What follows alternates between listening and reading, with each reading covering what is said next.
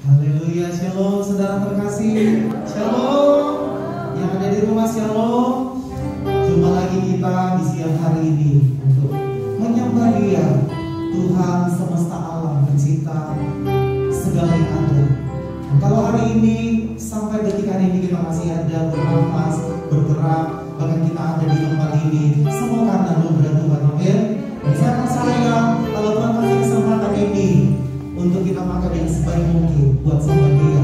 Sebab apa yang kita bisa lakukan di dunia ini selain memuji penyembah Tuhan, hanya itu saja.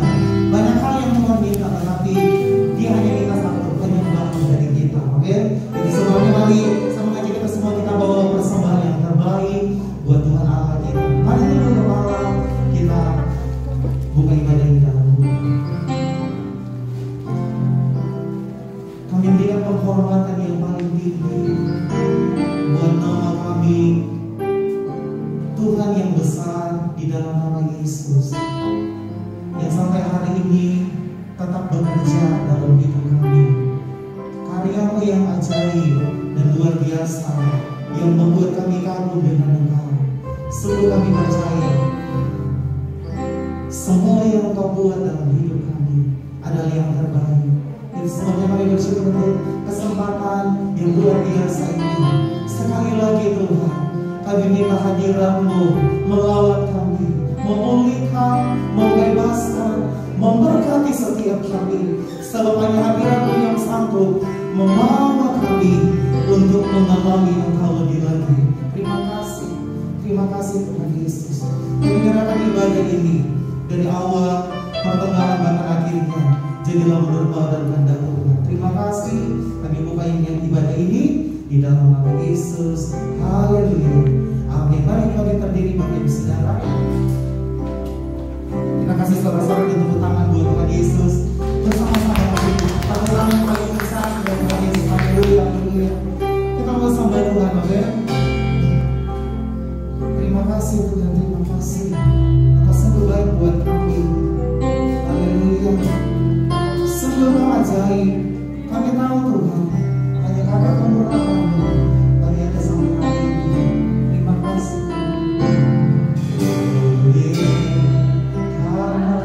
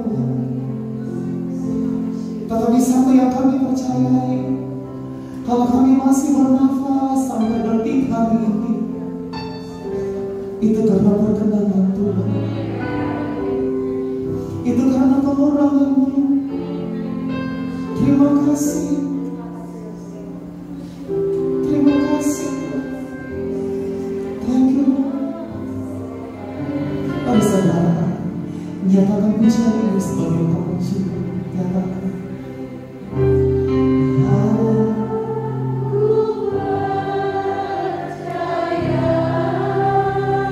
Kami angkat hati kami.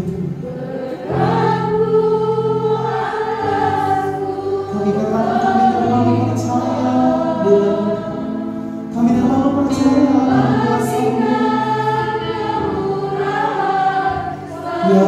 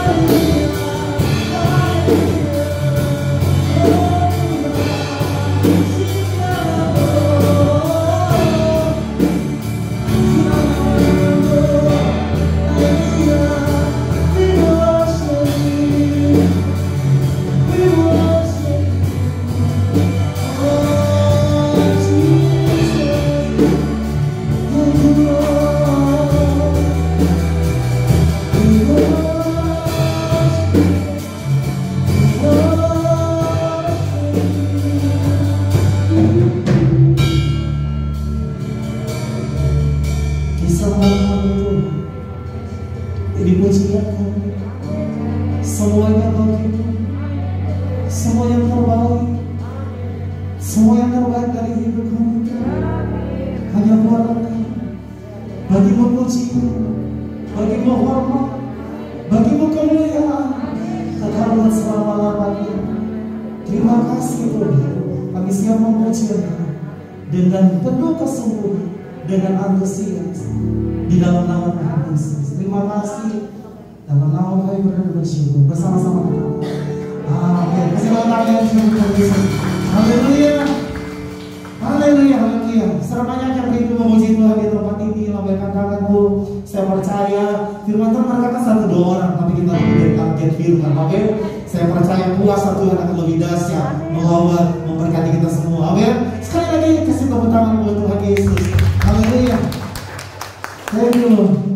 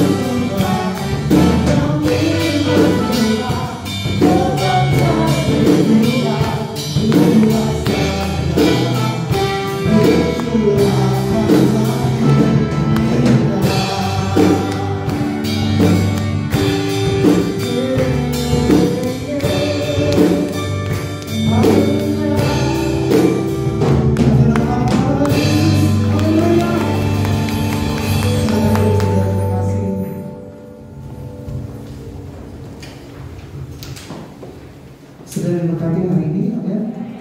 Mari siapkan lebih lagi hatimu untuk kita masuk dalam hidup yang lebih lagi. Saya percaya anugerah melimpah bagi kita semua saat ini.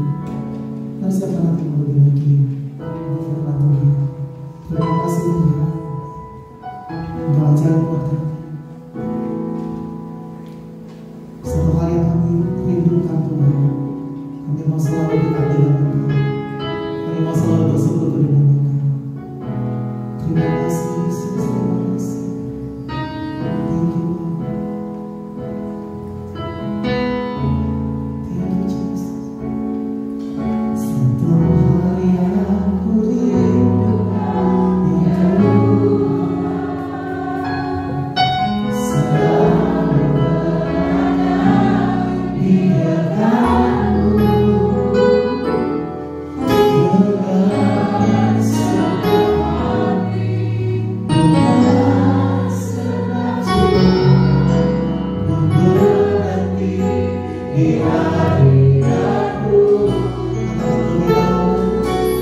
Lebih dalam lagi, lebih dalam, Yesus, lebih dari segala yang ada. Lebih dalam lagi, menciptakan Yesus, ku mengasihimu.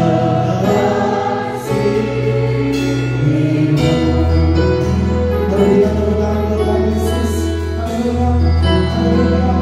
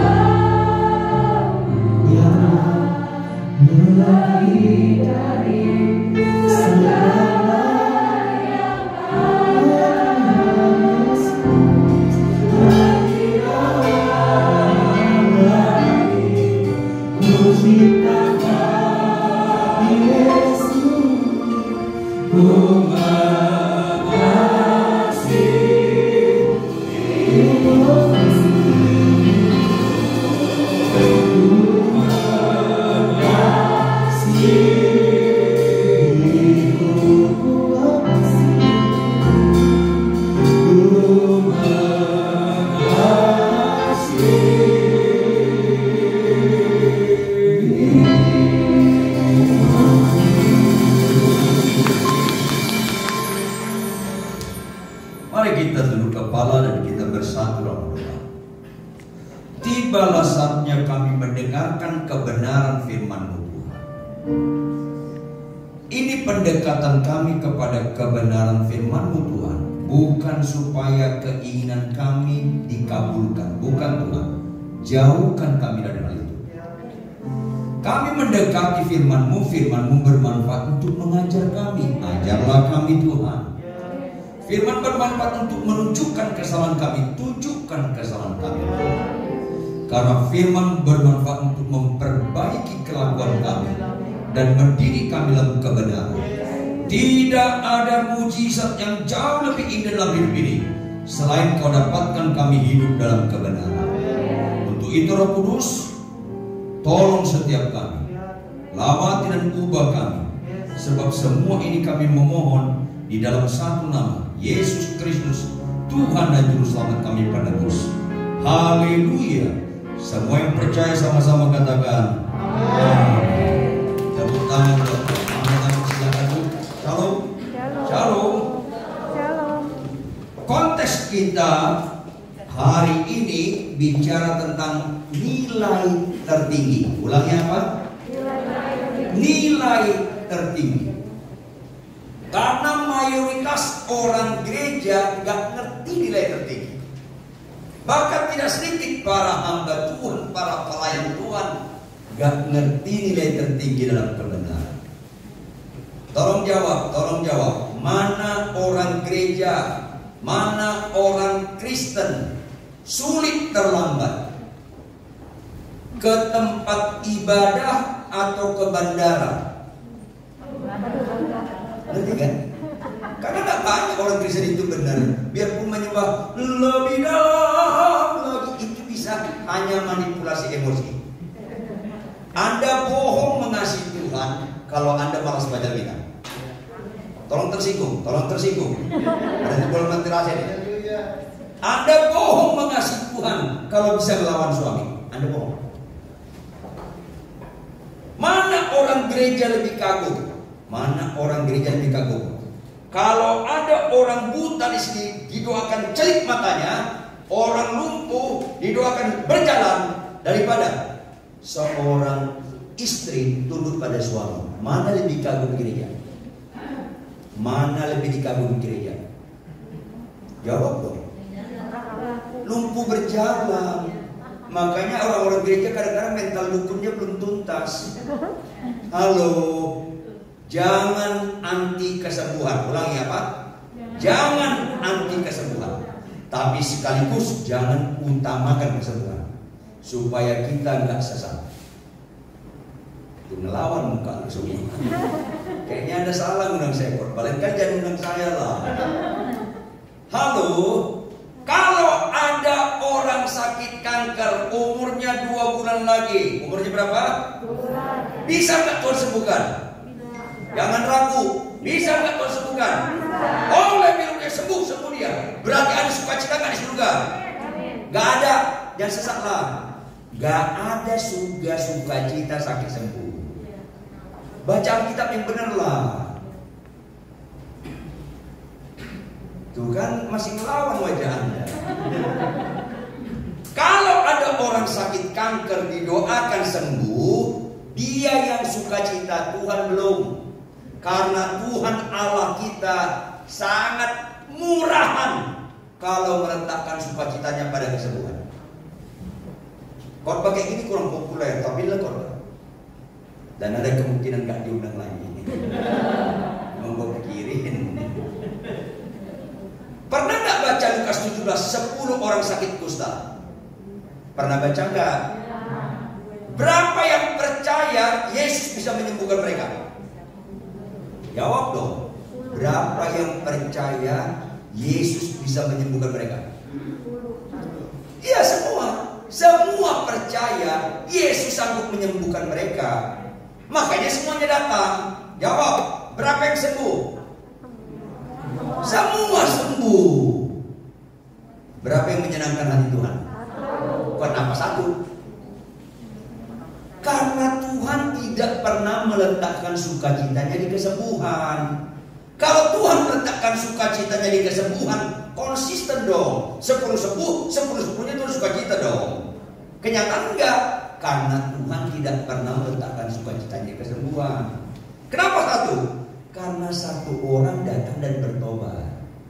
Dan Alkitab jelas. Alkitab berkata, jika satu orang saja bertobat, maka sisi surga bersorak-sorai. Mana ada Alkitab berkata, jika sakit sembuh, sisi surga bersorak-sorai? Nggak ada.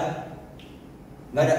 Makanya kalau ada pengkhotbah, kalau ada pembawa acara, kalau ada hamba Tuhan mengatakan, kalau sakit sembuh sukacita surga, itu bisa menyesatkan. Karena nggak ada. Ini penting supaya Anda ngerti nilai tertinggi. Kenapa Tuhan tidak pernah meletakkan sukacita di kesembuhan? Karena itu mujizat Tuhan terendah. Tapi kenapa itu dikejar orang gereja?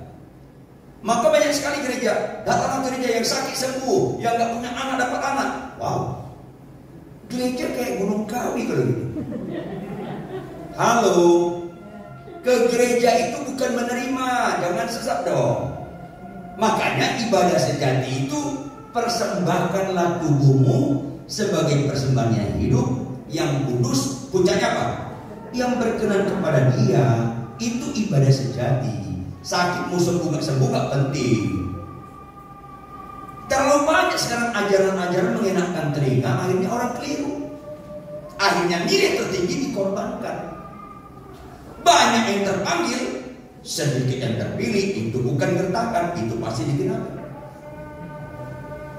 Ayo dong, supaya Anda berpikir seperti Yesus pikir, berperasaan seperti Yesus perasaan. Jangan percaya Yesus menurut pikiran Anda, percayalah Yesus menurut pikiran Yesus yang dinyatakan dalam Alkitab. Kalau percaya Yesus sanggup menyembuhkanku, itu percaya nggak menyelamatkan. Catat baik, nggak menyelamatkan. Tapi kalau kau percaya Dia Tuhanku, baru menyelamatkan. Kenapa? Perhatikan baik-baik. Kalau orang sakit kanker umurnya 2 bulan lagi, jawab, bisa nggak Tuhan sembuhkan? Yang keras dong. Bisa nggak Tuhan sembuhkan?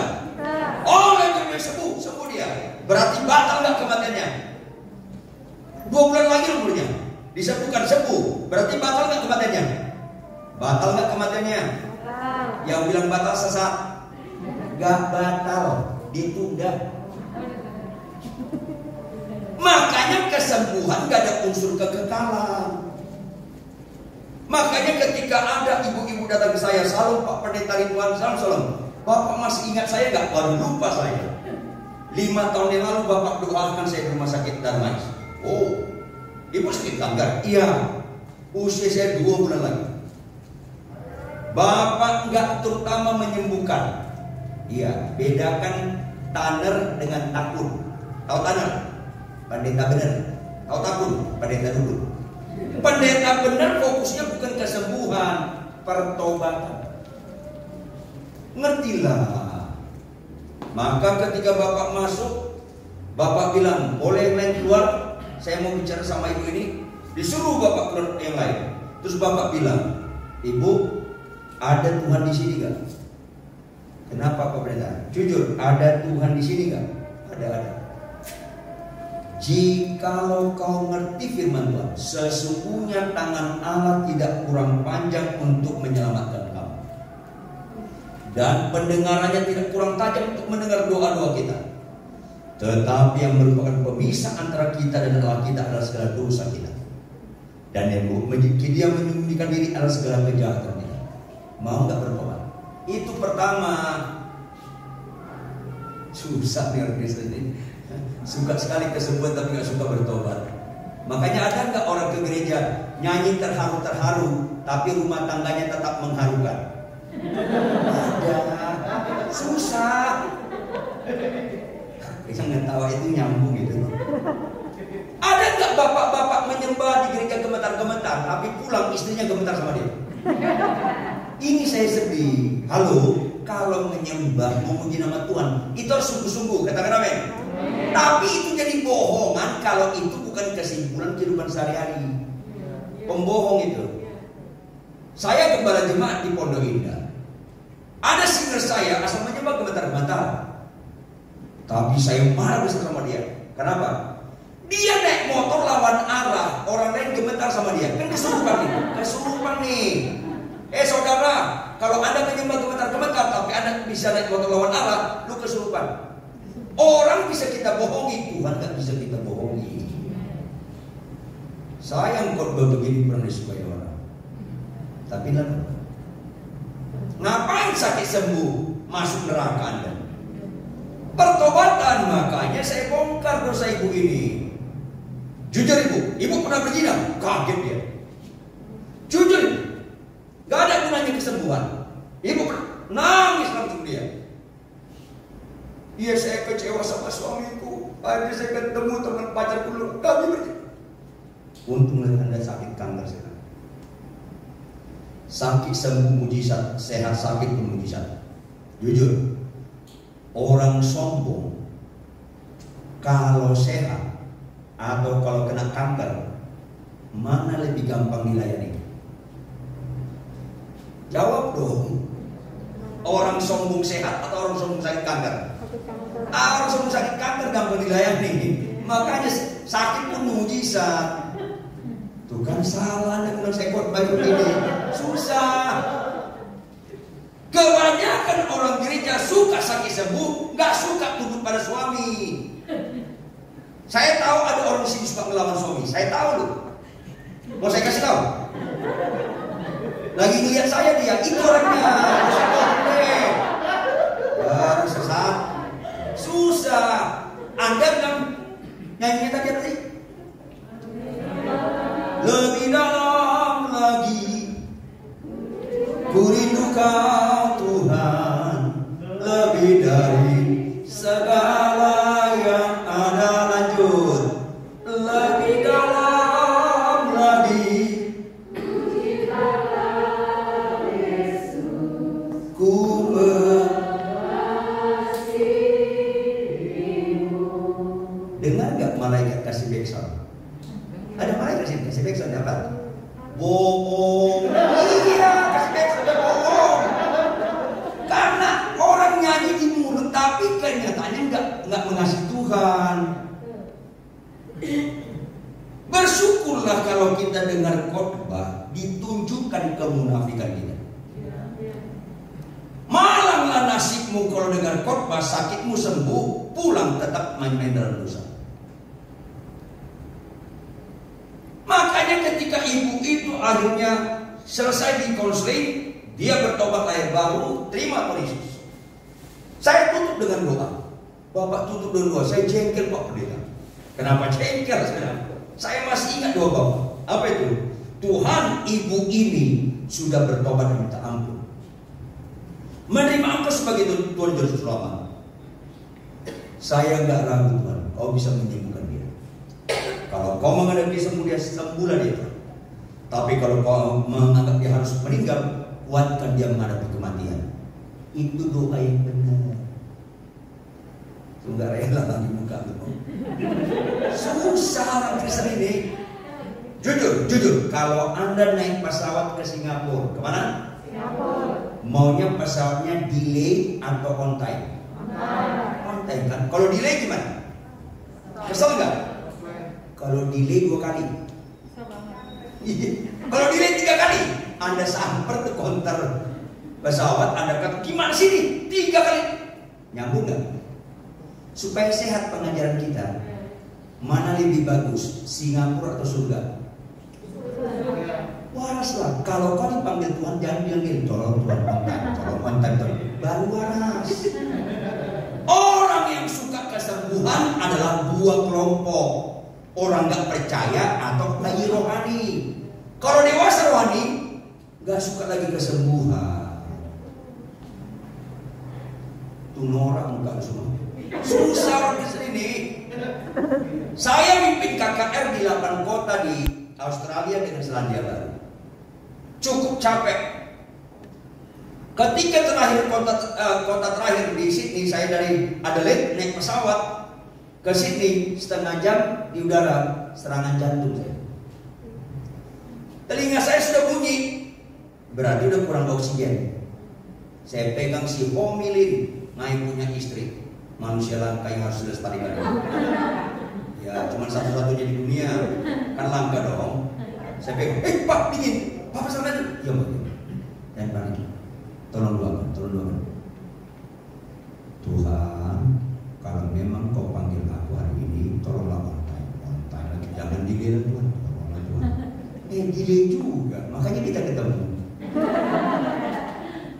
Halo, surga itu indah.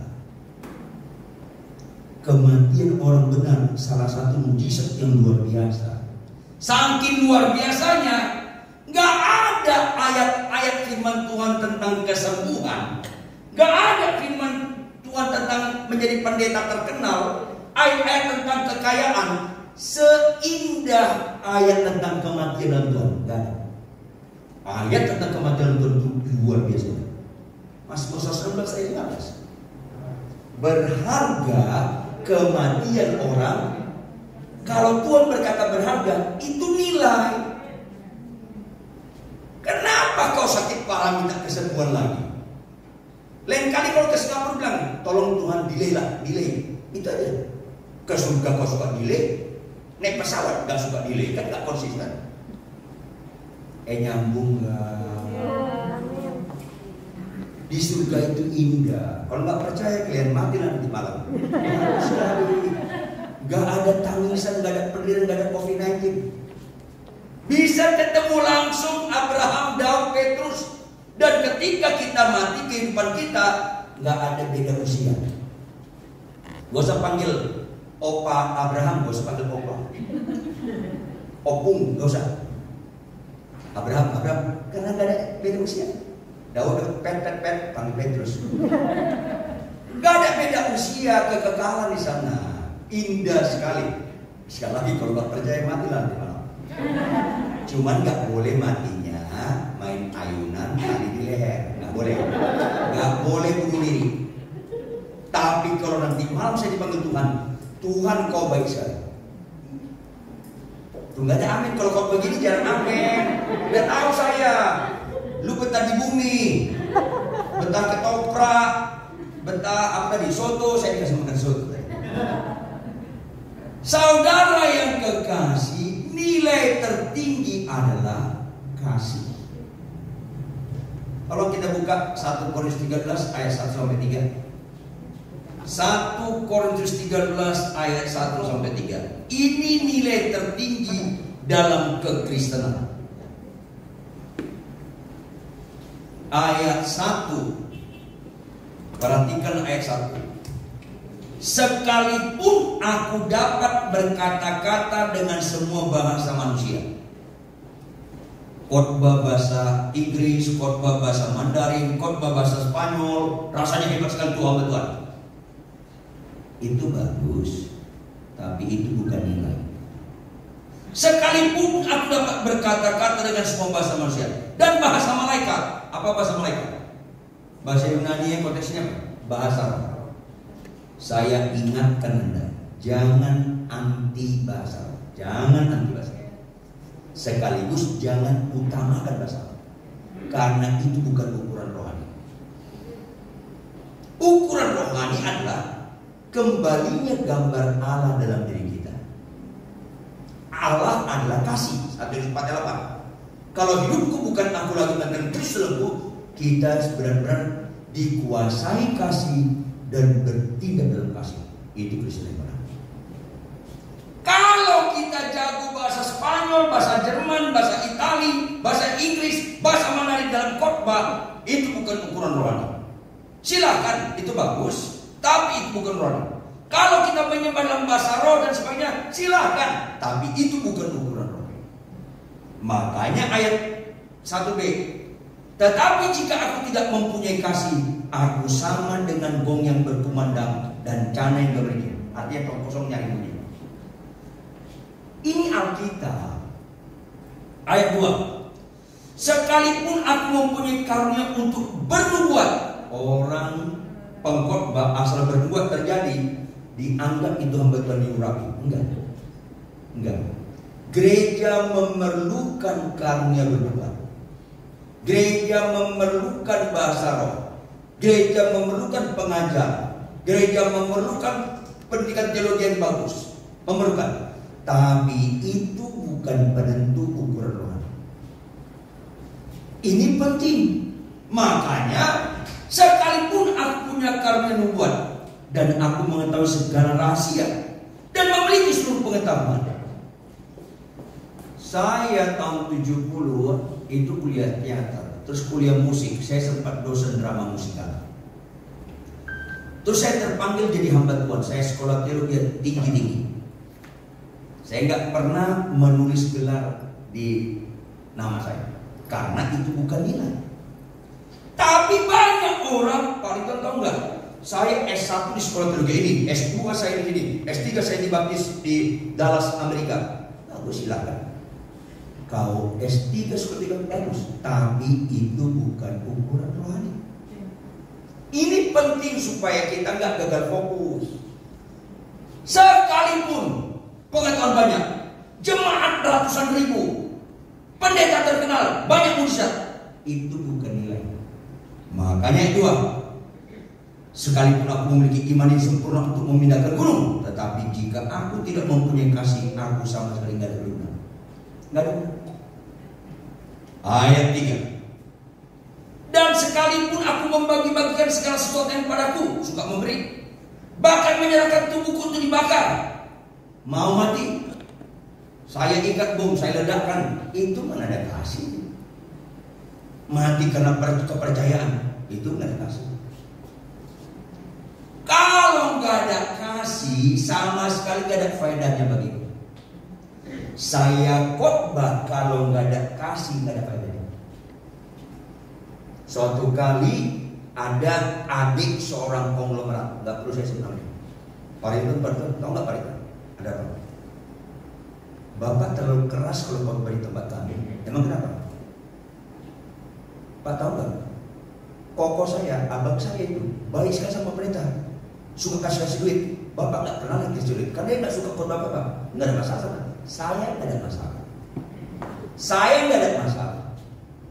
Saya takut Tuhan karena nanti yang ngakimi saya Tuhan, bukan Anda. Maka suatu kali 4 mata orang itu ngobrol sama saya. Saya begini, catat baik-baik ya. Kalau kau berzina, karena orang ini berzina. Kalau kau berzina, gak ada pendeta menegur kamu, karena pendeta itu penjahat. Loh, kenapa Pak? Karena dia sayang duit lo, jiwa lo dijorokin ke neraka. Itu penjahat. Kalau ada di antara Anda punya teman, lu berbuat dosa, dia gak berani negur, itu bukan teman. Itu bukan teman. Kalau kau punya teman suka muji-muji Anda, itu bukan sahabat sejati. Lebih suka punya berteman berani menegur daripada suka memuji. Gak ada amin kan? Bapak ini dan tahu kalau kualitas orang gereja itu banyak nggak qualified. Kenapa saya tegur kau berzina sama tukang orang? Kenapa? Karena saya sayang jiwa lu. Duit lu usah kasih, nggak ada guna sama jiwa lu, karena Yesus mati karena untuk jiwa lu, bukan untuk lu. Buang aja. Kasih itu menyelamatkan. Ini penting sekali, tapi pada masa kini mulai jarang orang menyatakan kasih yang benar. Lebih baik teguran yang nyata-nyata daripada kasih yang tersembunyi. Ini penting. Makanya gak ada faedah aku khotbah kepada jemaat saya kalau dia suka ngasih duit, saya gak berani negur dosanya. Gak ada. Sama orang kaya saya keras khotbahnya. Ada orang kaya sih, Apalagi sama orang miskin lebih keras lagi. Soalnya ada orang miskin, ada sombong, lebih miskin sombong ada juga. Iya, ada bapak-bapak miskin suka main judi, suka nyeleweng, kan serem, horor. Udah miskin lu main judi, lebih main nyeleweng lagi. Aduh, kalau saya Tuhan, saya langsung bilang petir sambarnya orang. Halo, dimanapun kita berada, siapapun yang kita ada, salah satu bukti kita mengasihi dia, jangan dia biarkan main-main dalam dosa. Karena untuk itulah Tuhan berkata, karena begitu besar kasih Allah akan dunia ini, Dia karuniakan anak tunggal supaya orang diampuni dosanya. Ini penting. Ada ibu-ibu punya suami kasar, kecewa dengan perkawinannya, berteman dengan ibu-ibu yang juga suaminya kasar, kecewa dengan perkawinannya, saling menggarami untuk hanyut. Gue nyesel sama suami, ya gue juga nyesel. Yuk cerai, ya kita harus cerai aja sebenarnya. Itu namanya kesurupan. Jangan berteman sama pasukan sakit hati. Kalau Anda suamimu kasar, temanlah sama istri yang sangat hormat sama suaminya, supaya kau digarami. Kalau khotbah ini aminnya kurang ya. Tapi kalau khotbah siapa sakit sembuh, amin. Turun berduka cita susah. Banyak di gereja suka kesembuhan, suka berkat, tapi nggak suka ketaatan. Nanti Tuhan Yesus nyanyi, mau dibawa kemana, hubungan kita kemana. Ketawanya enak banget. Yuk kita buka Rut pasal 1. Ini salah satu excellent tentang nilai. Ayat 12, Rut pasal 1, ayat 12 sampai 18. Saya minta tolong ya. Ini PWI ini bukan Persatuan Wartawan Indonesia, bukan kan? Persatuan Wanita Infinity ya. Oh gitu. Saya sarankan, saya sarankan kalau mendengarkan firman itu harus mental murid. Bawa Alkitab, jangan gadget. Ya, bawa Alkitab, bentuknya kita. Supaya bisa kau garis bawahi. Yang kedua, bawa buku tulis dan pulpen. Di gereja saya, setiap ibadah harus bawa. Jujurlah, kita gampang lupa. Dengar khotbah ini pulang bisa lupa loh. Dan pura-pura nyambung loh. Tulis, catat, tulis, nanti di rumah diulangi lagi. Ini penting, menunjukkan Anda memang serius dan menganggap memang Tuhan kaulah segalanya. Lebih dari segala yang ada. Baca Alkitab pada malas. Bawa Alkitab aja, gadget di bawah. Alkitab ketinggalan nggak balik. Handphone ketinggalan balik. Nggak, orangnya jauh. Pondok Indah bukan sini jauh. Ayat 12 saya baca, ayat 13 Anda baca, kita bergantian, ayat 18 kita bersama-sama. Pulanglah anak-anakku, pergilah, sebab sudah terlalu tua aku untuk bersuami. Seandainya pikirku ada harapan bagiku, dan sekalipun malam ini aku bersuami, bahkan sekalipun aku masih melahirkan anak laki-laki,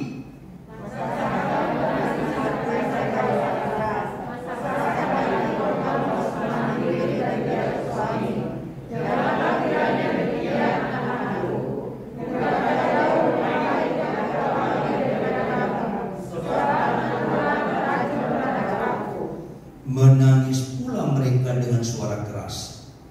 Lalu Orpa mencium mertuanya itu minta diri, tetapi Rut tetap berpaut padanya.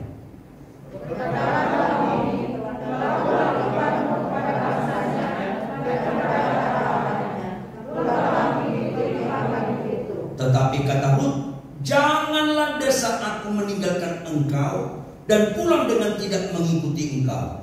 Sebab kemana engkau pergi, ke situ jugalah aku pergi, dan di mana engkau bermalam, di situ jugalah aku bermalam.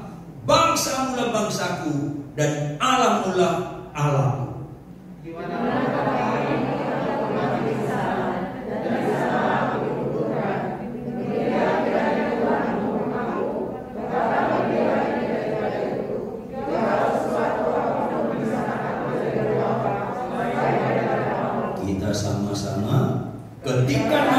melihat Ruth berkeras untuk ikut bersama-sama dengan dia, berhentilah ia berkata-kata. Latar belakang konteks ini, orang Israel namanya Elimelek dengan Naomi, dengan anak putranya dua, Mahlon dan Kilion.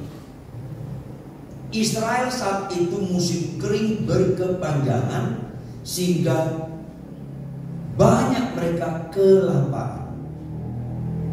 Padahal Tuhan perkenankan itu supaya orang Israel bertobat.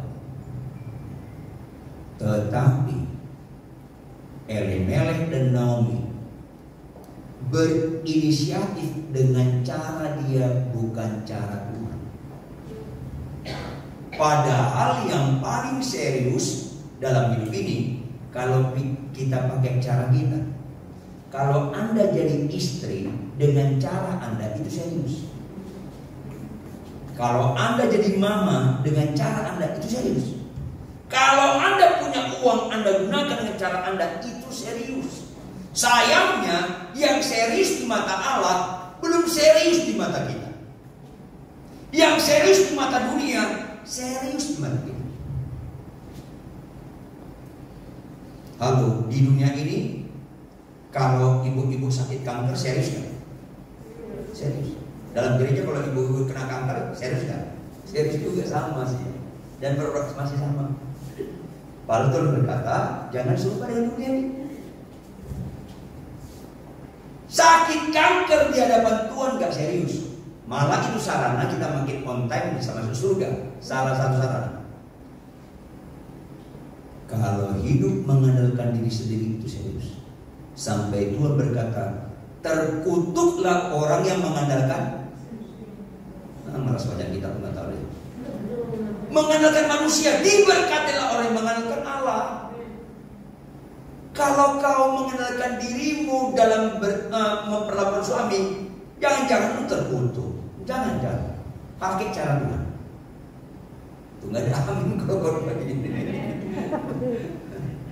Kalau amin berikutnya itu latah, kurang spontan. Pakai cara Tuhan. Halo, menggunakan uang juga pakai cara Tuhan.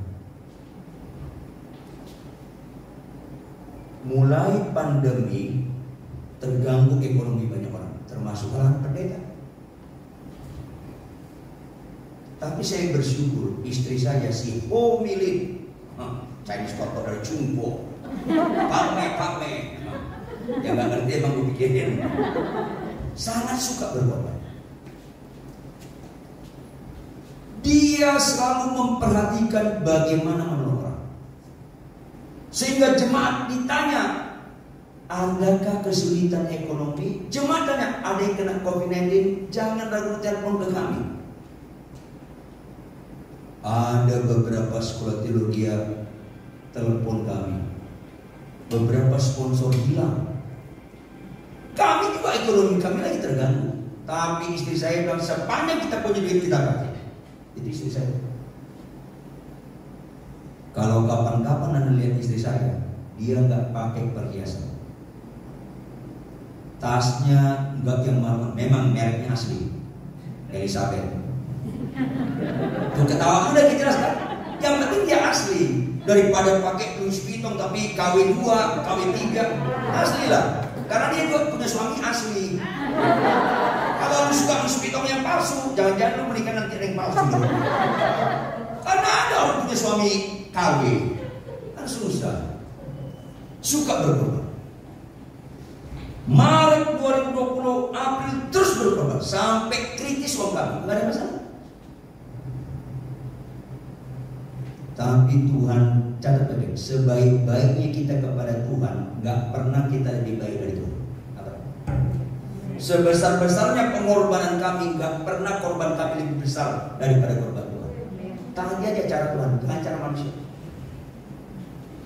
Mulai bulan Mei ada orang kontak pandemi COVID-19, justru saya pada sebelah pelayanan. Karena dari Kanada beberapa kota ikut Zoom. Amerika, Brasil, Suriname ikut Zoom. Perancis, Italia, Swiss, beberapa kota, beberapa negara di Eropa, sampai Selandia Baru ikut Zoom. Kami sangat besar diberkati Tuhan. Gak usah saya sebutnya jumlahnya, nanti lu ngiri lagi. Tapi bukan untuk memperkaya diri, tapi bagaimana supaya berkat ini mengalir ke orang lain. Makanya kadang-kadang saya sedih, seorang pendeta bilang sama saya, "Pak, lihat istri saya, lihat, kenapa? Lihat istri saya, kenapa? Lihat dong mukanya." Iya, kenapa? Saya nggak nyambung nih. Tasnya Pak Riton baru itu. Oh, tas puji Tuhan. Kok Pak Riton biasa aja? Ya benar. Apa harganya? Ya nggak tahu. Saya nggak pernah jual beli tas, nggak tahu. Dia sebut jumlah hampir 1 M. Saya lihat itu. Saya bilang sekali-sekali bodoh boleh, tapi jangan terlalu sempurna bodoh. Gregetan saya lihat orang Kristen, apalagi kalangan hamba Tuhan. Harta itu hilang. Tiba-tiba ada layar di gereja yang cukup besar. Layar, hati-hati barang berharga. Ada di gereja begitu. Karena di gereja kadang-kadang musuh maling. Kalau di sini tolong bertobat.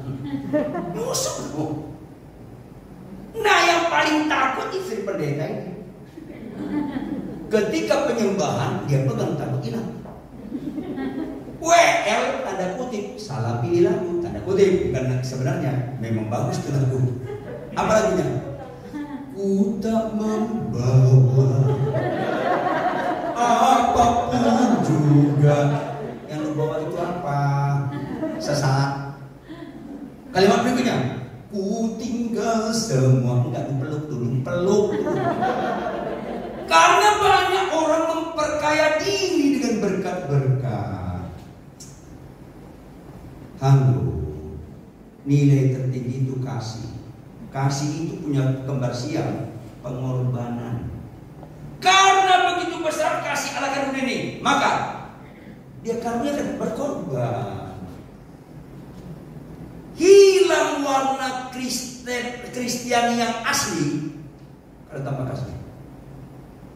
Kalau tanpa kasih hilang DNA Kristen. Hilang. Lu penyembahan, lu khotbah kesana kemari banyak mujizat, tanpa kasih hilang. Ini penting sekali.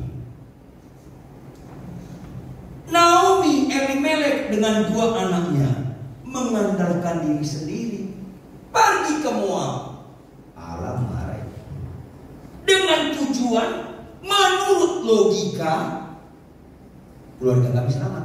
Di sini kelaparan, Moab lagi subur. Yang terjadi, suami Naomi Elimelek meninggal. Dalam konteks budaya Yahudi, laki-laki lebih berharga daripada perempuan.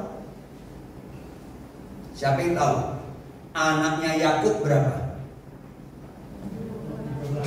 12. Padahal enggak 12 kan? Berapa?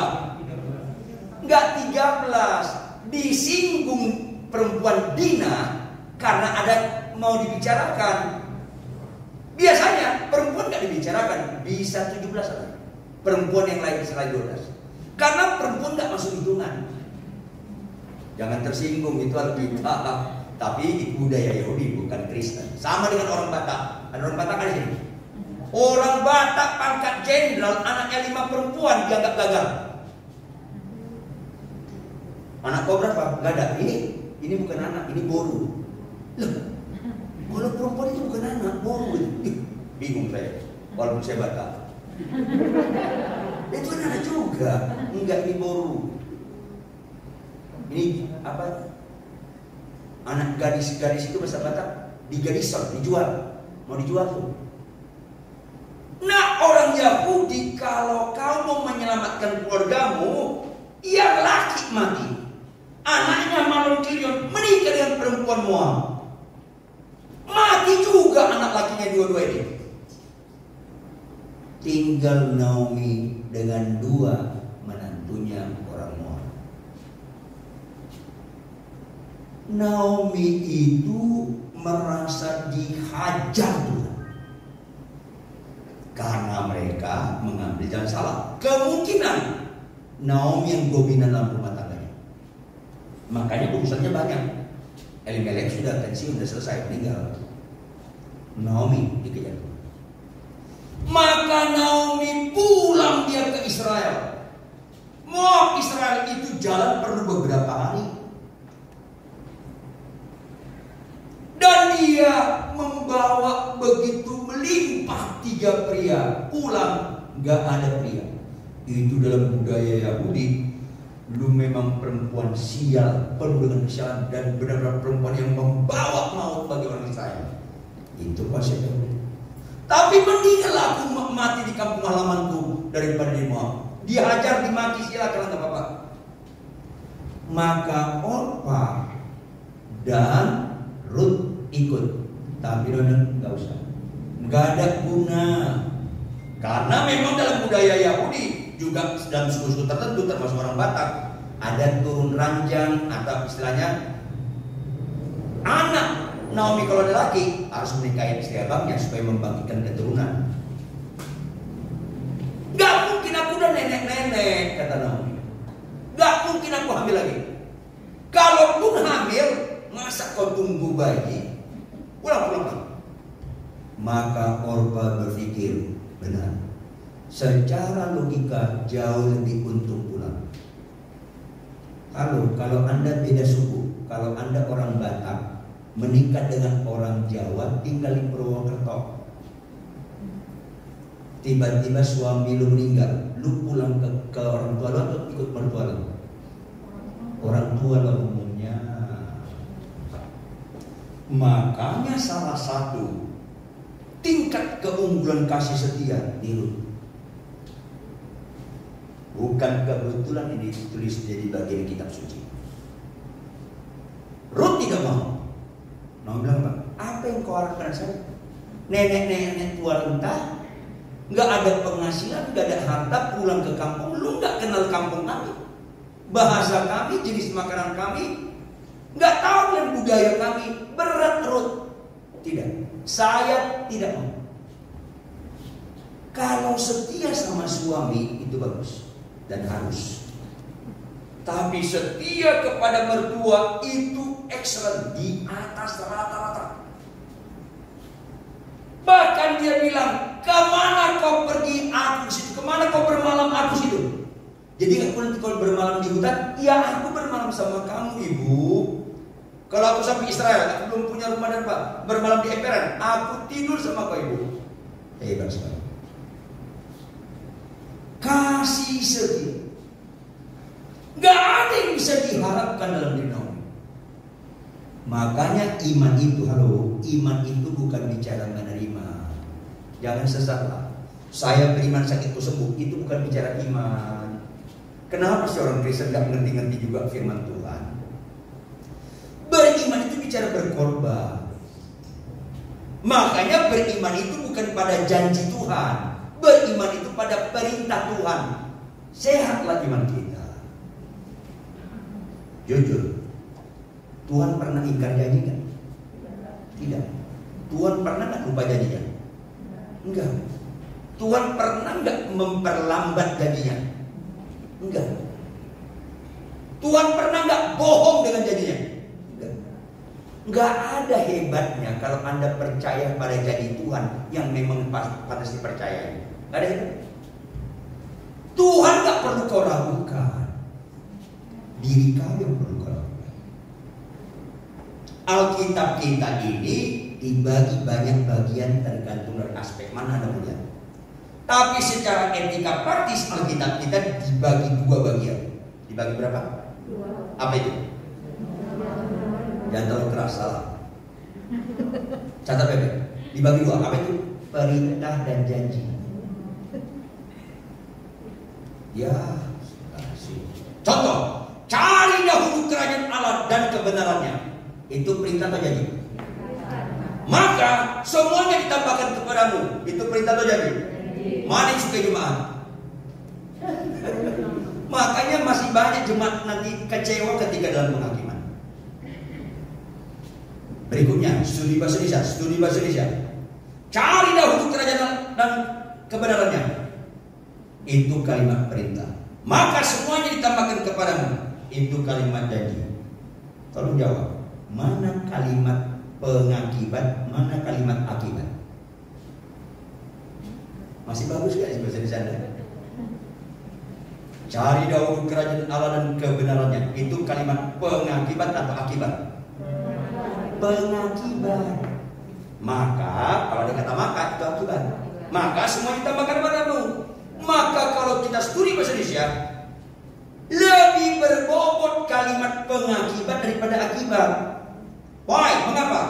Karena kalimat akibat bergantung mutlak kepada pengakibat. Kalau nggak ada pengakibatnya, nggak ada akibatnya. Orang Kristen mau semua ditambahkan kepadanya, tapi nggak mencari kerajaan Allah dan kebenarannya, ya sesatlah. Maka perintah yang berbobot daripada janji, karena janji akibat. Perintah Tuhan dengan janji Tuhan, mana yang kita lakukan? Perintah yang kita lakukan. Makanya bobot kalau bahasa Yunani, Lukas 11 ayat 28, orang yang berbahagia adalah orang yang mendengarkan firman Tuhan serta baik itu firman Tuhan di mana? Perintah atau janji? Perintah. Kalau belajar firman itu harus terperinci sedetail-detailnya, supaya kita benar-benar menghayati hati Kristus. Orang yang berbahagia adalah orang yang mendengarkan firman Tuhan serta melakukannya, karena fokus perintah. Siapa bapak beriman? Abraham, kau akan punya keturunan sebanyak bintang di langit, sebanyak pasir di pinggir lautan. Itu perintah atau janji? Janji. Bulan depan langsung hamil gak si Sarah? Tahun depan langsung hamil gak? 5 tahun lagi hamil gak dia? Karena janji bicara belajar beriman, perintah bicara beriman. Ayo dong, masih belajar dia itu. Tetap dia mau goyang sana, goyang. Bang Abraham, apa salah? Allahmu kan berkata, kau akan punya keturunan banyak seperti bintang. Iya, kenapa? Aku sudah lewat masa menopause. Maksudnya ada pembantu kita Hagar masih bahenol, masih muda, sampai diam dulu, stop. Itu gak berkenan. Kamu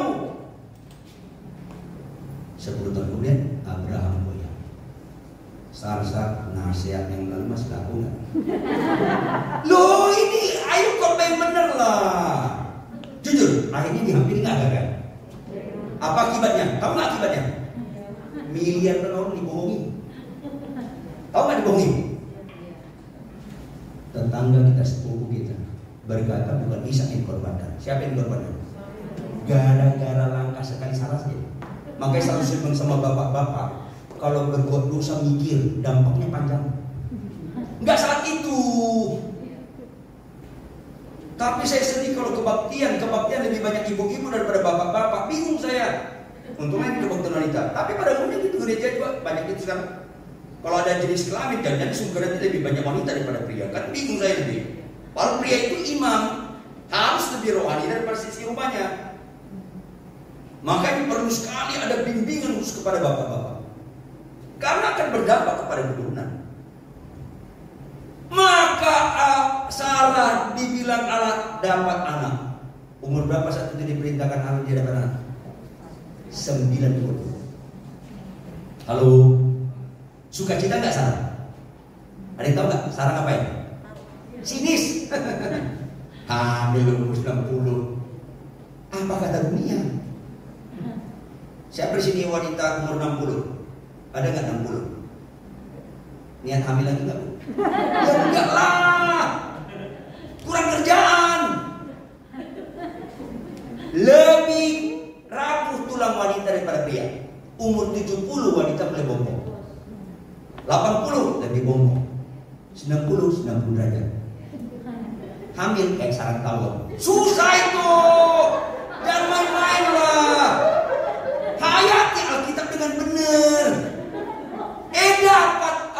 Dapat dia umur 40 bisa 30-40% bisa meninggal ibu-ibu kalau hamil. Umur 50 bisa 60% meninggal. apalagi 90, ya mati aja dong. Aduh, gendong ibu 9 bulan mati, apalagi ngeden keluar, putus napasnya. Makanya jangan gampang-gampang baik. Oh iya, ngerti juga sampai limit tertentu, ngerti juga kenapa Sarah sinis. Kalau 30 tahun gua hamil bangga gua, 40 boleh lah, 90, aduh apa kata dunia. Susah kalau malam-malam ada nenek-nenek kembung perutnya. Dia ngomong sama suaminya teman-teman, papi kayaknya gua hamil. Pas suaminya bilang, lanjutkan tidur, mimpi apa? Tidur. Papi, kenapa? Mah, gak usah bercanda deh. Mana tangan? Loh, belum mama gede. Iya papi aku hamil. Enggak, itu tumor.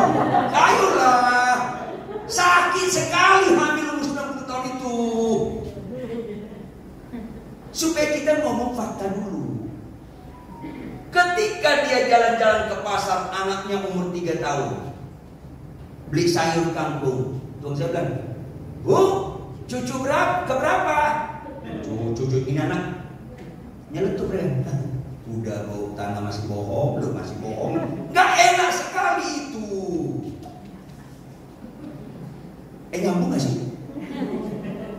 Tapi lama-lama Sarah menghayati dan dia senang anaknya ini. Tiba-tiba Allah datang. Abraham. Ya Tuhan, ambil anakmu Ishak. Anakmu yang tunggal yakni Ishak, yang kau kasih. Kenapa Tuhan? Saya beli dia di apartemen di Kuningan atau di Menteng? Bukan. Saya beli dia Fortuner atau Pajero? Bukan. Apa Tuhan? Potong dia. Ngeri kan? Horor. Itu perintah atau janji? Abraham robot atau manusia biasa? Ada konflik gak di batin dia? Akhirnya taat gak dia? Itu iman. Jangan sesat lah. Saya beriman mobilku Innova jadi apa? Itu bukan iman, sesat. Saya beriman mobilku Innova karena pandemi ku jual biar aku naik motor supaya ku berkati orang lain. Nah, itu baru iman. Lu nggak ada amin kalau begini, susah. Aduh, susah. Akhirnya iman dunia yang kita terapkan di gereja. Berimanlah, kau sakit sembuh. Berimanlah, 8 tahun kau menikah tak punya anak, kau akan punya anak. Bukan itu iman. Kau beriman, 8 tahun aku punya anak, puji Tuhan, tak punya anak, tetap puji Tuhan. Itu beriman. Beriman itu fokusnya bukan menyenangkan kita, menyenangkan Tuhan tanpa syarat. Tuh, kayaknya udah saya bilang, kalian salah udah saya khotbah. Akhirnya gak heran tuh banyak yang terpanggil, sedikit yang terpilih. Ruth, apa yang dia dapat? Dia tetap setia mengasihi mertuanya. Gak ada yang dapat. Makanya kenapa orang suka sakit sembuh? Kenapa orang suka miskin kaya? Karena masih mental duniawi. Kenapa jarang orang gereja kasih setianya tanpa syarat? Karena tingkat kesulitannya tinggi. Karena harus excellent dalam sangkali dan tegur salib. Saya membimbing, gak perlu sebut namanya, seorang tokoh masyarakat sedang jangan cerai. Pak Tuan, istri saya berzina, tetap jangan cerai, kasih dia. Loh, istri saya berzina Pak Tuan. Sekarang saya tanya, jahat nggak istrimu berzina? Ya jahat dong. Ada nggak Tuhan berkata kasihlah istrimu? Ya ada sih, jangan pakai sih, nggak rela. Ada nggak? Ada. Sekarang mana lebih berbobot, firman Tuhan atau kejahatan istri? Nggak ngerti Pak. Mana lebih berbobot bernilai, firman Tuhan atau kejahatan istri? Kalau kejahatan istri masih bernilai, kau nggak ngerti Kristen. Ya firman Tuhan. Kalau begitu catat baik. Kalau istri saya berzina, jahat nggak dia? Ya jahat dong berarti. Karena saya tanya, sebaiknya saya mengambil keputusan dikendalikan kejahatan istri berzina atau dikendalikan firman Tuhan yang bernilai. Maksud Pak Ridwan? Sekalipun istriku berzina, saya tidak pernah mengorbankan firman Tuhan. Hai suami kasih istri. itu lebih berbobot daripada perizinan istri saya. Gak banyak orang ngerti nilai tertinggi kasih setia tanpa syarat. Itulah yang Tuhan lakukan kepada kita, digambarkan tentang Hosea, suruh menikah pelacur. Waduh, gimana pelacur? Saya perintahkan, tahan dia. Setelah menikah, nyeleweng istrinya, nikah lagi, sampai 2 kali diulang lagi, karena kasih setia tanpa syarat. Sayang ajaran seperti ini gak banyak sekarang di Kristen, karena gak menghayati Yohanes 3:16. Tuhan Allah menganugerahkan ayat tunggal supaya berkorban bukan pada manusia yang bisa diharapkan. Manusia yang berdosa, arti berdosa, gak ada sesuatu yang diharapkan. Saya latar belakang orang seni, dosen drama musikal, tapi sadis dan kejam. 2 kali saya masuk penjara karena menyiksa anak-anak pejabat di zaman Tommy P. Papa. Tahu Tommy P. Papa? Saya dihajar Tuhan dengan mujizat, sakit jantung parah. 6 bulan 23 hari saya opname di rumah sakit Cito, gak ada harapan hidup. Gak ada harapan hidup. Berat saya 32 kg, super langsing. Siapa mau langsing? Sakit jantung. Darah tinggi saya 230/40. Atasnya tinggi sekali, bawahnya rendah. Kepala kardiolog rumah sakit Cipto saat itu Profesor Dr. Kadarman berkata gak ada harapan. Tapi Tuhan lawani saya. Di dalam satu antara penglihatan atau pada suara, Ridwan, jangan turun dari pelukanku. Ridwan, jangan turun. Saya kaget. Siapa engkau? Aku yang kau salibkan. Tuhan Yesus. Langsung, gak mungkin kau menasihat. Gak mungkin kau menasihat. Aku jahat, aku sadis. Orang tua aku pun pernah ngomong, lebih baik kau mati daripada hidup, karena aku menyesal anak yang begitu jahat. Kau gak mungkin mengasihi, kalau kau kenal aku Tuhan, aku jahat, semua dosa aku lakukan. Gak mungkin. Apa kata Tuhan? Aku mengasihi kamu bukan karena kamu. Aku mengasihi kamu karena aku. Aku adalah aku. Yaitu apa? Aku adalah kasih. Aku tidak bisa menyangkal diriku. Aku mengasihi kau bukan karena kamu. Aku mengasihi kau karena aku adalah kasih. Kasih Allah kepada manusia berdosa tanpa syarat. Kalau bicara hidupku bukan aku lagi, maka kasihlah sesama, suami, siapapun, mertua, ipar, tanpa syarat. Itu Kristen. Kenapa ini kurang disukai? Karena dampaknya nggak cepat. Kalau lumpuh berjalan langsung jalan, buta cerit langsung. Itu biasanya mujizat terendah. Coba satu orang baca 2 Korintus 4 ayat 18. Satu orang mewakili kita, 2 Korintus 4 ayat 18. Yuk. 2 Korintus 4 ayat 18.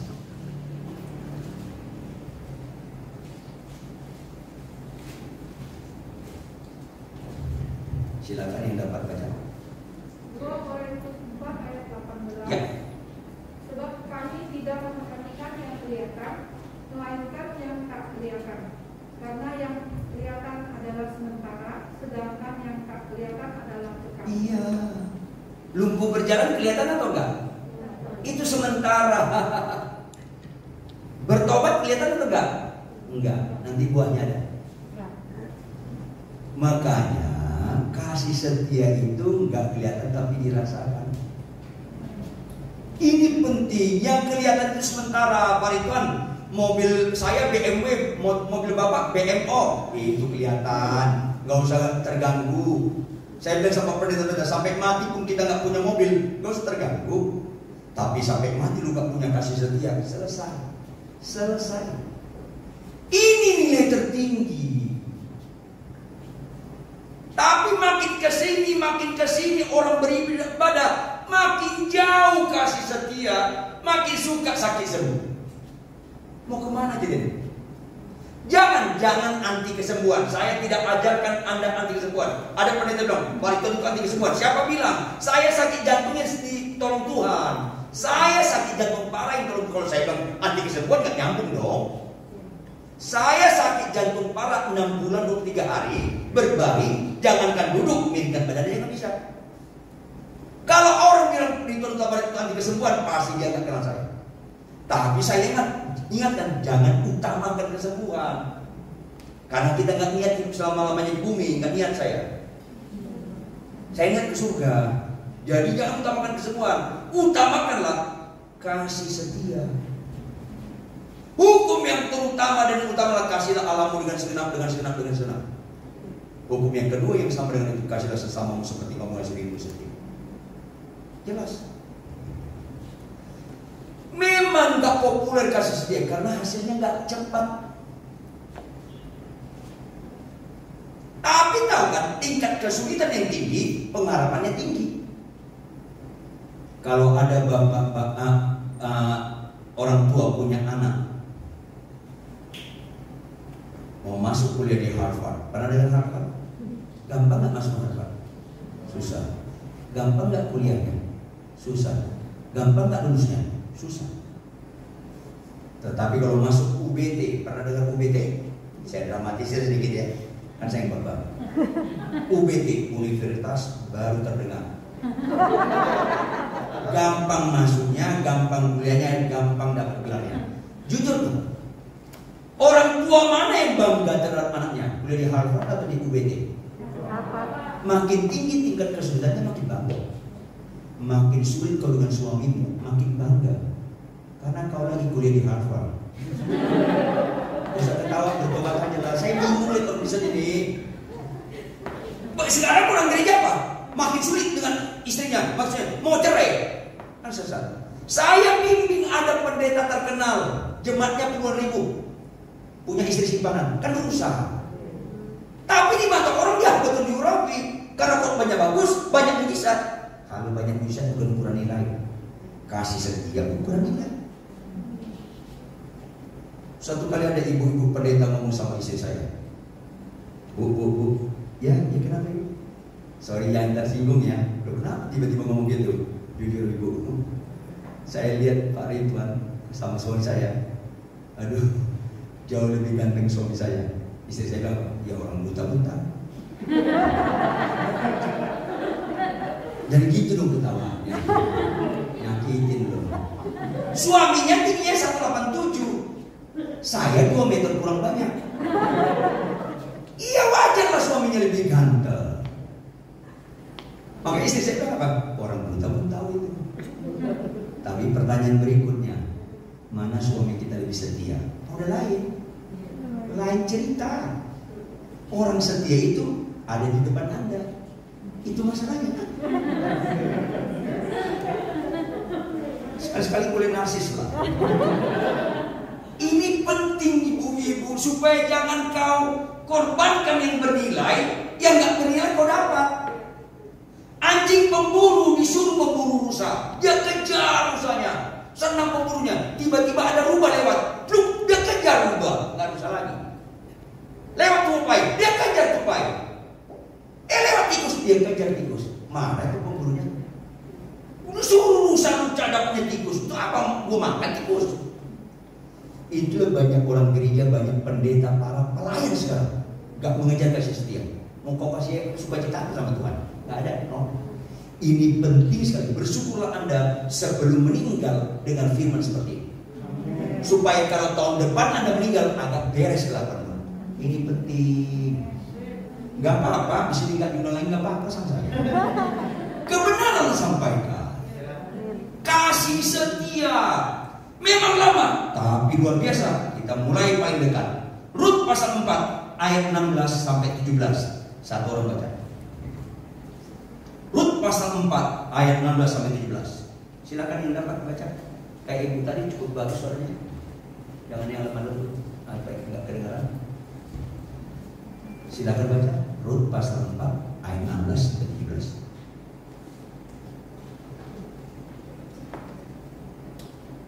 Malam sunyi senyap nih. Ayo, silakan. Rut pasal 4 ayat 16 mulai. Ya. Dan Naomi mengambil anak itu serta meletakkannya pada pangkuannya, dan dialah yang mengasuhnya. Ayat 17. Dan tetangga-tetangga perempuan memberi nama kepada anak itu, katanya, pada Naomi telah lahir seorang anak laki-laki. Lalu mereka menyebutnya namanya Obed. Dialah ayah Isai, ayah Daud. Catat baik-baik. Kasih setia itu biarpun kelihatan lambat, pasti ajaib. Pertama, Rut orang Moab yang sangat dihina oleh Israel membuat Naomi orang Israel jadi bernilai. Naomi gak punya anak, mati, tapi gara-gara Rut, Naomi punya keturunan laki-laki. Itu disebut di sini. Orang Moab membuat orang Israel bernilai. Yang berikutnya, Rut itu omanya Isai, bapaknya Daud. Sehingga dari Rut berdampak ke semua orang Israel. Daud raja yang gak ada seperti dia di kalangan raja Israel. Dia yang paling bagus. Dampaknya kasih setia. Ini bagus sekali. Satu orang buka Matius 1. Matius pasal 1 ayat 1 sampai ayat 5 saja. Inilah silsilah Yesus Kristus, anak Daud, anak Abraham. Abraham memperanakan Ishak, Ishak memperanakan Yakub, Yakub memperanakan Yehuda dan saudara-saudaranya. Yehuda memperanakan Peres dan Zerah. Dari Tamar, Peres memperanakan Hesron, Hesron memperanakan Ram, Ram memperanakan Aminadab, Aminadab memperanakan Nahason, Nahason memperanakan Salmon, Salmon memperanakan Boas dari Rahab, Boas memperanakan Obed dari Rut, Obed memperanakan Isai. Nah, perhatikan baik-baik. Silsilah Yesus itu kejadiannya lebih kurang 1000 tahun setelah Rut ada. 1000 tahun. Silsilah Yesus mencatat nama Rut. Lalu dalam budaya Yahudi nama perempuan gak pantas dicatat. Tapi bukan kebetulan, gak ada Alkitab itu dengan kebetulan. Apalagi salah cetak, gak ada. Benar dari sononya ada nama Rut. Kenapa gak nama Sarah? Abraham memperanakan Ishak dari Sarah. Ishak memperanakan Yakub dari Ribka. Kenapa nama mereka gak disebut? Kenapa nama Rut disebut? Karena Tuhan sedang bicara kasih setia itu mahal sekali. Kasih setia itu mahal sekali, ibu-ibu. Ini penting sekali. Anda sakit kanker gak malang. Anda gak punya anak gak malang. Anda sampai mati gak punya rumah gak malang. Anda sampai mati gak punya kasih setia, menderita hidup. Jangan doa puasa supaya sakit sembuh lah. Jangan doa puasa supaya rumah kita bagus. Nggak usah lah. Jangan doa puasa jadi hamba Tuhan terkenal. Nggak usah. Itu nggak ada nilai. Pak Jason pun terkenal kok. Doa puasa lah supaya kita apapun yang terjadi, bagaimanapun tetap kasih setia mengendalikan hidup kita. Itu baru waras. Orang gagal fokus karena masih sering sama dengan dunia ini. Akhirnya rasanya hamba Tuhan diurapi kalau saya terkenal. Enggak. Akhirnya saya hamba Tuhan luar biasa. Jam tangan saya Richard Miller yang harga sekian. Enggak ada. Jangan lagi sama dengan dunia inilah. Yang mahal itu hidupku bukan aku lagi, melainkan Kristus. Kristus yang sangat mengasihi. Itu digambarkan dengan sikap kita menjadi surat-surat yang terbuka yang bisa dibaca orang, dimulai di keluarga. Bapak-bapak sabar, jangan lihat di gereja. Ibu-ibu jangan bandingkan suamimu dengan suami orang. Ya, lu kesurupan. Anda mau lihat rohani saya jangan waktu khotbah, gampang sekali rohani waktu khotbah. Anda mau lihat rohani saya jangan lihat waktu penyembahan, menyenangkan. Jangan, karena orang pemarah, orang penipu, orang pencina sekalipun, kalau menyembah mukanya rohani semua. Ya. Anda mau lihat rohani saya tinggal di rumah saya 6 bulan atau lebih, nggak bayar? Dia sehari-hari. Ini penting. Kemungkinan, ini kemungkinan, dan keburu GR, kemungkinan istri saya lebih cerewet dari ibu-ibu sini, kemungkinan. Dan ketawa, ini penderitaan. Kemungkinan istri saya lebih cerewet dari ibu-ibu. Karena istri saya itu super sangat bersih sekali banget. Dia punya peraturan di rumah lebih ketat dari hukum Taurat. Saudara, tapi tidak ada kemungkinan cerewet istri saya punya kemampuan menghilangkan sayang saya sama dia. Ada. Cius. Ada. Gak bisa, karena saya mengasihi istri saya. Gak ada kaitannya dengan kelakuan dia. Gak ada kaitannya. Saya mengasihi istri saya, kaitannya saya lagi mengabdi kepada Tuhan. Gitu. Ibu-ibu, kalau tunduk sama suami, gak ada kaitan dengan kelakuan suami. Jangan sesat, gak ada kaitan. Kaitannya, Anda lagi mengabdi kepada Tuhan. Seorang pendeta, istrinya juga pendeta, lumayan besar jemaatnya. Mau cerai, sedang gantian. Pak Linton, bagaimana saya mengasihi istri saya? Cerewet. Kami 27 tahun menikah, masih cerewet. Saya bilang, lu gagal fokus. Loh kenapa Linton? Gak ada kaitannya lu mengasihi istri lu dengan cerewet istri lu, gak ada kaitannya. Loh, bagaimana saya mengasihi dia? Dia cerewet. Berarti pertanyaanmu itu menunjukkan kebodohan. Apa itu Pak? Berarti kau mengasihi istrimu tergantung kelakuan dia. Kalau kau buat kebergantungan kau dengan kelakuan dia baru menerapkan firman, berarti Tuhan lu istri lu, bukan Yesus. Karena kau tergantung dia. Inilah bodoh-bodoh kadang-kadang orang Kristen ini. Ibu-ibu, lu tunduk sama suami, gak ada kaitan dengan suami. Kaitan lo, lu ditebus Tuhan Yesus, lu mengabdi sama dia. Ini Kristen, walaupun sakit juga sembuh, walaupun anda gak punya, masa belum?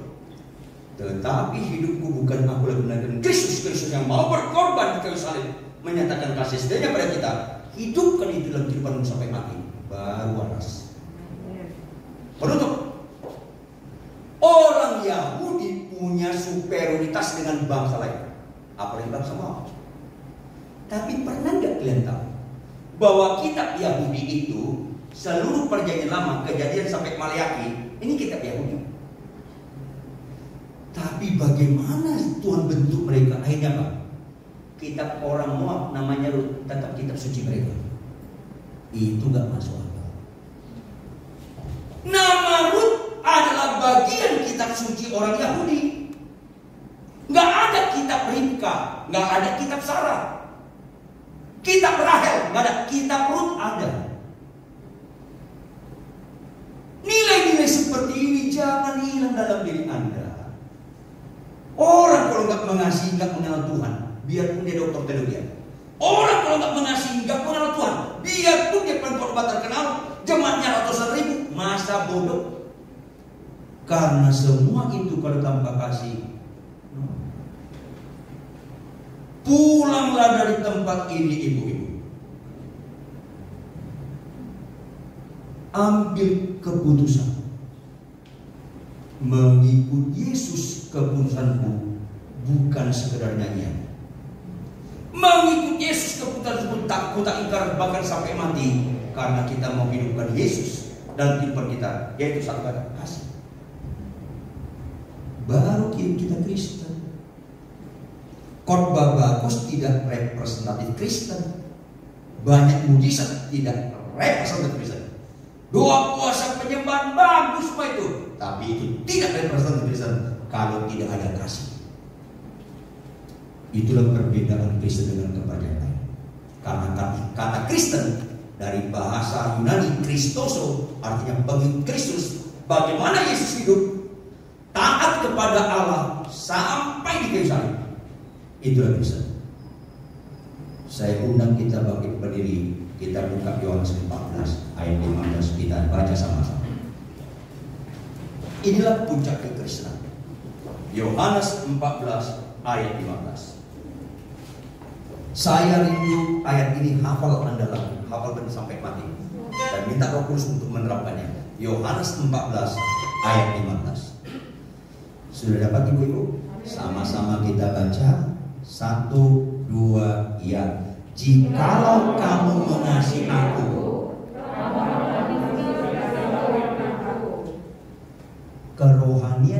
tinggi bukan bisa khotbah. Makanya nggak semua orang percaya bisa khotbah. Kerohanian yang paling tinggi bukan bisa bahasa roh, bernubuat, melakukan mujizat, bukan. Karena nggak semua orang Kristen bisa itu. Kerohanian yang tertinggi adalah mengasihi Allah. Itulah hukum yang terutama dan pertama. Dan untuk mengasihi Allah hanya satu cara, nggak ada lain. Menuruti berapa perintah? Semua. Termasuk tunduk pada suami. Termasuk capek nggak capek, ngantuk nggak ngantuk, sehat kurang sehat, konflik dalam tidak konflik dalam rumah tangga, bangun pagi lu baca kitab. Taat. Ketaatan adalah satu-satunya statement hidup yang berbobot mengakui Yesus Tuhan. Khotbah nggak berbobot mengakui Yesus Tuhan kalau nggak taat. Hanya ketaatan. Sebenarnya ketidaktaatan satu-satunya statement hidup berbobot menolak Yesus Tuhan. Hanya dua itu.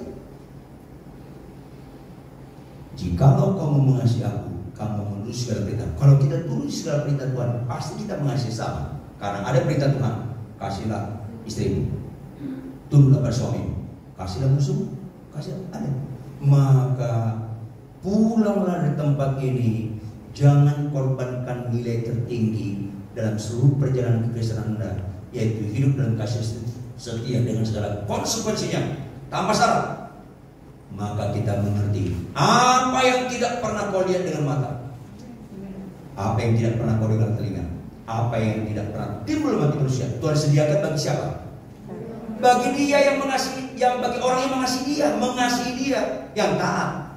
Maka ambil, jangan pura-pura nggak pernah dengar khotbah. Bukan kebetulan Anda siang hari ini ada di sini. Jangan pernah dengar khotbah. Aduh sayang, kenapa temen gue gak datang? Ini firman cocok sama dia? Enggak, bukan kepada yang gak datang nih, kepada lu. Bukan kepada yang gak datang. Dan gagal fokus kepada lu. Yang setuju kata namanya. Amin. Yang setuju angkat tangan tinggi-tinggi. Yang setuju aja tinggi-tinggi. Taruh telunjuk ke atas. Ikuti saya. Belokkan ke diri sendiri. Ikuti saya. Ucapkan, hai jiwaku. Firman hari ini bukan ditujukan kepada orang gak datang. Bukan ditujukan kepada pasanganmu, tetapi kepada kamu. Bertobat. Tepuk tangan buat Tuhan. Mari kita tunduk kepala dan kita bersatu dalam doa. Masing-masing kita merenungkan firman ini. Jika di tengah-tengah mendengarkan firman Tuhan ada dosa dan kejahatan kita ditegur, mintalah ampun, minta ampun dan minta ampun. Jika ada perintah Tuhan kita ketahui, tapi belum sungguh-sungguh kita terapkan, minta ampun dan minta ampun. Jikalau kau mengasihi Yesus, lakukanlah segala perintahnya. Katakan amin. Bapa kami di surga, kembali kami tidak habis-habisnya kagum-kagum dan kagum kepada Engkau. Kebenaran firman ini menunjukkan kami bukan anak murahan, kami bukan anak gampangan, tetapi anak-anak pilihan. Walaupun konsekuensinya kau tegur kami, kau bongkar kemunafikan kami, supaya diperbaiki kelakuan kami dalam nama Tuhan Yesus. Jamah kami pada mujizat yang tertinggi, hidup dalam kasih setia. Itu menunjukkan hidupku bukan aku lagi melainkan Kristus dalamku. Itu menunjukkan kami dikendalikan oleh Roh Kudus. Untuk itu Tuhan, utuslah ibu-ibu semua kami tempat ini kembali kepada aktivitas kami dalam rumah tangga, untuk kami menerapkan firman Tuhan, melakukan perintah-Mu tanpa syarat. Karena kami taat melakukan perintah-Mu, gak ada kaitannya dengan pasangan kami, gak ada kaitannya dengan orang lain, tapi kaitannya karena kami mengabdi kepada Engkau, beribadah kepada Engkau. Dan Roh Kudus kuatkan dan mampukan mereka hidup dalam seluruh kebenaran. Dan ingatkan mereka, memang kasih setia itu tidak instan, ada proses, bahkan kadang-kadang bisa jatuh, tapi pimpin mereka tidak pernah menyerah, mengulangi dan mengulangi sampai itu menjadi kehidupan sehari-hari. Dan ingatkan mereka, apa yang mereka tidak pernah mereka lihat dengan mata, tidak pernah mereka dengar dengan telinga, tidak pernah timbul dalam hati mereka, Tuhan sediakan bagi mereka yang mengasihi Tuhan.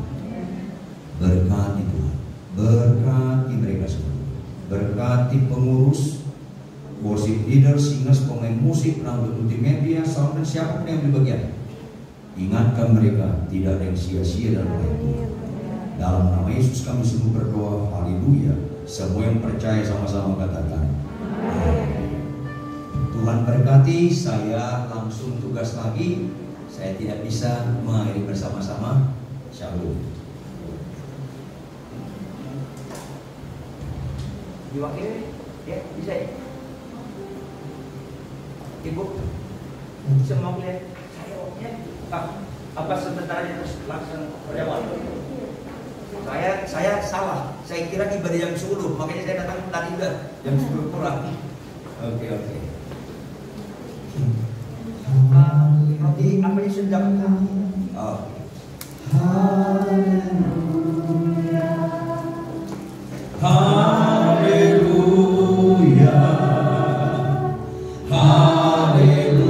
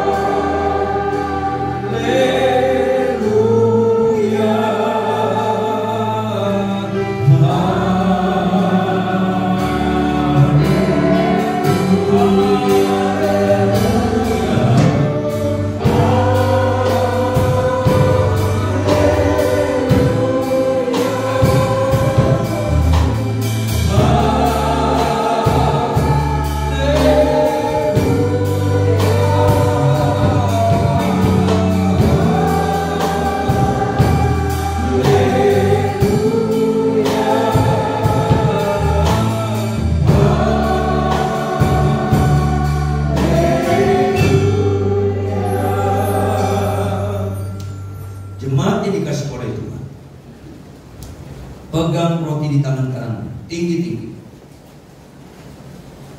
Fokus kita bukan pada roti yang kelihatan, karena yang kelihatan sifatnya sementara. Tetapi yang gak kelihatan, makna di balik roti ini ada makna yang luar biasa. Firman Tuhan berkata, sebab apa yang telah kuteruskan kepadamu telah aku terima dari Tuhan, yaitu bahwa Tuhan Yesus pada malam waktu ia diserahkan mengambil roti, dan sesudah itu ia mengucap syukur atasnya, ia memecah-mecahkannya dan berkata, inilah tubuhku yang diserahkan bagi kamu, perbuatlah ini menjadi peringatan akan aku. Jemaat yang dikasih Tuhan, apakah engkau sungguh beriman bahwa roti yang kita pegang ini adalah gambaran tentang tubuh Kristus? Ambillah dan makanlah dalam nama Yesus Kristus.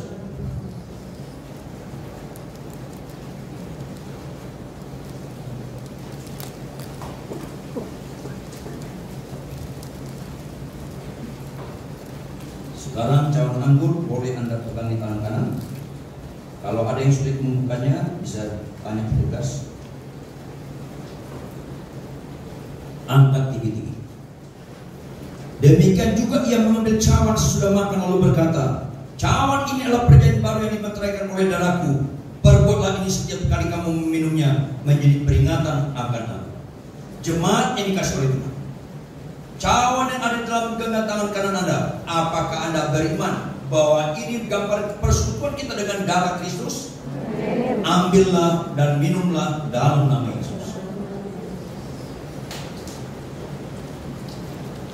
Mari kita bersatu dalam doa.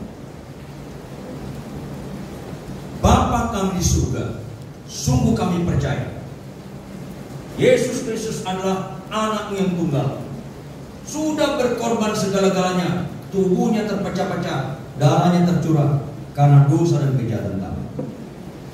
Kami percaya Tuhan. Untuk itu Roh Kudus, Roh yang mengisapkan kami akan dosa, akan kebenaran dan akan penghakiman, tolonglah kami tidak lagi kompromi dengan dosa. melainkan kami hidup dalam kebenaran dengan segala harga yang dibayar. Sehingga melalui itu ada proses. Aku makin berkurang, engkau makin bertambah. Karakter kami berubah, sehingga kami menjadi surat-surat yang terbuka, dapat dibaca orang, sehingga makin banyak untuk bertelur dan mulut mengaku Yesus satu-satunya Tuhan. Dalam nama Tuhan Yesus Kristus. Haleluya. Semua yang percaya sama-sama katakan. Tuhan berkati. Langsung berkati. Oke. Jemaat yang dikasih oleh Tuhan, angkat kedua belah tangan. Jadilah kuat dalam kebenaran firman Tuhan. Sebab setiap orang yang dikuasai kebenaran tidak akan mungkin dikuasai oleh kekecewaan. Pulanglah, terimalah berkat kasih Allah Bapa yang kekal, yang tidak pernah berubah. Anugerah serta damai sejahtera dari Yesus Kristus Tuhan, persekutuan, pertolongan, penyertaan dan para roh kudus, berkat Allah Tritunggal memberkati saudara sekalian, menjadi pelaku-pelaku firman Tuhan, hidup dalam kasih setia mulai hari ini sampai Maranatha, bahkan sampai selama-lamanya. Semua yang percaya dan diberkati bersama-sama katakan amin.